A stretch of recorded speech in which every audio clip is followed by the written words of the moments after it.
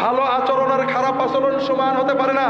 ইদফা বিল্লাতি আহসান ফাইদাল্লাযী বাইনাকা ওয়া বাইনাহু আদাওয়াতুন কাআন্নাহু ওয়ালিয়্যুন হামীম। শোনো, কেউ যদি তোমার সাথে খারাপ আচরণ করে, দুর্ব্যবহার করে, বাজে আচরণ করে, খারাপ কিছু বলে, তুমি তার খারাপটাকে প্রতিরোধ করবে, খারাপটার প্রতিবাদ করবে।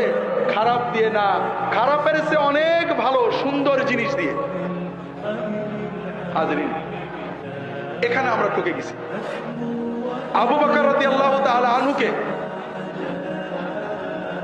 একজন গালি দিচ্ছে। আবু বকর কি বললেন? বললেন, দেখো, তুমি যেটা বলছো ওটা যদি সত্য হয় তাহলে আল্লাহ যেন আমার মাফ করে দেয়, আর তুমি যেটা বলছো সেটা মিথ্যা হয় আল্লাহ যেন তোমার মাফ করে দেয়। এটা হলো ইদফা বিল্লাতি আহসান। মানুষ আপনাকে পারিবারিক জীবনে, সামাজিক জীবনে, রাষ্ট্রীয় জীবনে, দাওয়াতি জীবনে, বিশেষ করে দাওয়াতি জীবনে দায়ী হিসেবে মানুষের কাছে কথা বলতে গেলে মানুষ কখনো গালি দেবে, কখনো মোল্লা বলবে, কখনো জঙ্গি বলবে, কখনো আপনাকে যখন জঙ্গি বলবে আপনি নাস্তিক বলবেন নাকি? না, এর নাম ইসলাম না।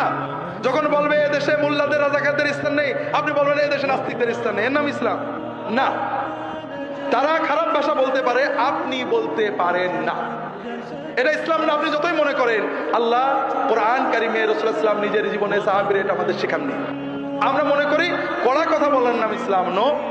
নরম কথা, সত্য বলতে হবে, সঠিক বলতে হবে, নরম ভাবে, আদবের সাথে। কথা কি বুঝতে পেরেছেন?